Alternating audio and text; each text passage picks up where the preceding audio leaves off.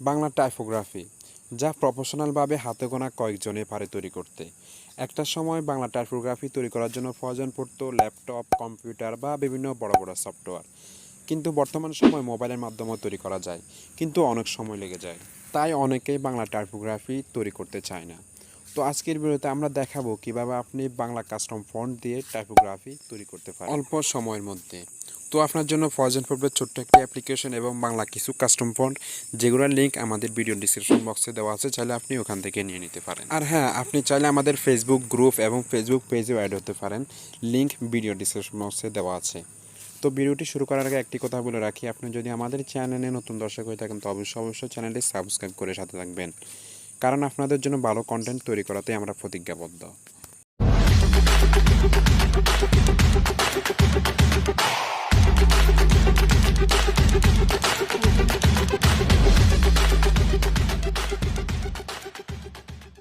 Alright, PixelLab অ্যাপ্লিকেশনটি open করার পর আমাদেরকে চলে যেতে হবে এই মেনুতে। তারপর কালারে ক্লিক করে আমরা এখান থেকে ব্যাকগ্রাউন্ড যে কোনো একটি কালার সিলেক্ট করে নিব। তারপর আমাদেরকে 3 ডট মেনুতে ক্লিক করে ইমেজ সাইজে ক্লিক করে আমরা এখান থেকে 900/1280 এই সাইজটি সিলেক্ট করব। ওকে, সাইজটি সিলেক্ট করা শেষ। এখন আমাদেরকে এই মেনুতে যেতে হবে। তারপর এখানে কাঙ্ক্ষিত লেখাটি লেখার জন্য আমাদেরকে নিউ টেক্সটে ডাবল টাচ করতে হবে। তারপর এখান থেকে নিউ টেক্সট এটা ডিলিট করে আমাদের কাঙ্ক্ষিত লেখাটি লিখে নেব। তো লেখাটি লেখা শেষ। এখন আমাদেরকে লেখার ফন্ট চেঞ্জ করতে হবে, তার জন্য আমরা ফন্টে ক্লিক করব। তারপর মাই ফন্টে যাব। তো এখানে অনেকগুলো বাংলা ফন্ট আছে, তো আমরা এখান থেকে টাইপোগ্রাফি ফন্টটি সিলেক্ট করব। তো ফন্ট কীভাবে পিক্সেলল্যাবে অ্যাড করতে হয় এবং ওয়েবসাইট থেকে কীভাবে ডাউনলোড করতে হয় সেই সম্পর্কে আমাদের ভিডিও আছে, চাইলে দেখে আসতে পারেন, লিঙ্ক ডিসক্রিপশন বক্সে দেওয়া আছে। তো আমরা এখান থেকে টাইপোগ্রাফি ফন্টটি সিলেক্ট করব, তা হচ্ছে যে FN শ্রাবণ দ্বারা ইউনিকোড এই ফন্টটি। ওকে, তারপর আমরা লেখাটিকে সুন্দরভাবে অ্যাডজাস্ট করে নিব। তো এখন আমাদেরকে লেখাটিকে আবার কপি করে নিতে হবে। কপি করা শেষ। এখন আমরা আবার এডিটে ক্লিক করব। তারপর এটাকে মুছে দিয়ে আমরা পরের বাক্যটি লিখব। তারপর এটাকে সুন্দর করে অ্যাডজাস্ট করে নিব আমরা। তারপর এই লেখাটিকেও আবার আমরা কপি করে নিব। তারপর এডিটে ক্লিক করব। ক্লিক করা শেষ। এখন আমাদেরকে পরবর্তী বাক্যটি আবার লিখতে হবে।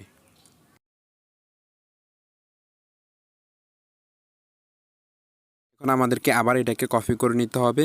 কপি করা শেষ। আমরা আবার এডিটে ক্লিক করে আবার পরবর্তী বাক্যটি লিখব।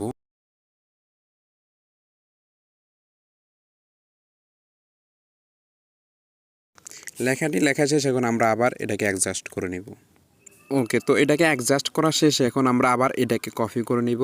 তারপর এডিটে ক্লিক করে আমরা এটাকে মুছে দিয়ে শুধুমাত্র দাড়ি কমাটা লিখব। ওকে ওকে, তো দাড়ি কমাটা লেখা শেষ। এখন আমাদেরকে রিলেটিভ পজিশনে ক্লিক করতে হবে। তারপর এখান থেকে পজিশনে ক্লিক করে ওকে ক্লিক করব। তারপর পজিশনে ক্লিক করে অ্যাডজাস্ট করে নিতে হবে। ওকে, তো দাড়ি কমাটাকে আমরা আবার কপি করে নিব। তারপর আমাদেরকে আবার রিলেটিভ পজিশনে ক্লিক করে মাঝখানে করে নিতে হবে। ওকে, তারপর আবার পজিশনে ক্লিক করে অ্যাডজাস্ট করে নিব আমরা।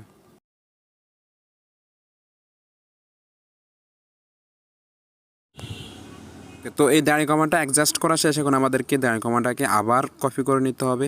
তারপর আমাদেরকে রিলেটিভ পজিশনে ক্লিক করে আমরা এখানে একবারে নিচে করে নিব। ওকে, তারপর পজিশনে ক্লিক করে আমরা এটাকে অ্যাডজাস্ট করে নিব। ওকে, তারপর আমাদেরকে এই মেনুতে যেতে হবে। তারপর এই লেখাগুলোকে আমরা সম্পূর্ণভাবে লক করে নিব। ওকে, তারপর আমাদেরকে এখানে ক্লিক করতে হবে। তারপর আমাদেরকে শেপে ক্লিক করে এখান থেকে একটি স্ট্রোক নিতে হবে, যার জন্য আমরা এটাকে বড় করে নিব।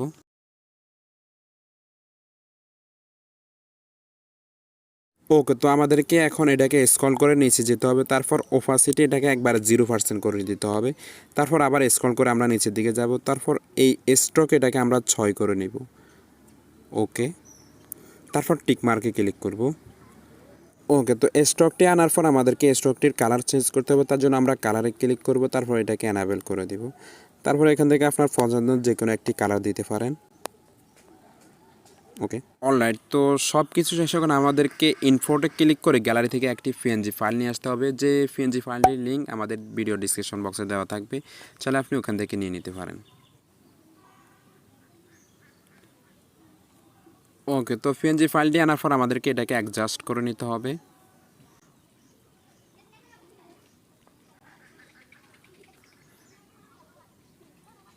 তো সবশেষে আমাদেরকে পিএনজি ফাইলটির কালার চেঞ্জ করতে হবে। কালারটি দিতে হবে আমাদের ব্যাকগ্রাউন্ডের যে কালার, ওই কালার দিতে হবে আমাদেরকে। তো আমরা কালারে ক্লিক করব, তারপর এটাকে এনাবেল করে দিব। তারপর আমাদের ব্যাকগ্রাউন্ড কালারটি সিলেক্ট করে নিব। ওকে, তো সবশেষে আমাদের পিএনজি ফাইলটি আমাদের ফন্টের উপরে হয়ে গেছে, যার জন্য সুন্দর দেখাচ্ছে না। তার জন্য আমাদেরকে এই মেনুতে ক্লিক করতে হবে। তারপর আমাদেরকে পিএনজি ফাইলটাকে একবারে টেনে নিচে নিয়ে আসতে হবে।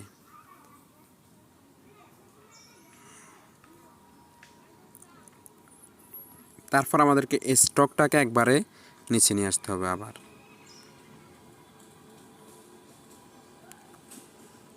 ওকে, তো আমাদের সব কিছু শেষে এখন আমাদেরকে আবার এই মেনুতে যেতে হবে। তারপর আরেকটি লেখা আমরা এখানে অ্যাড করব, তার জন্য আমরা এডিটে ক্লিক করব।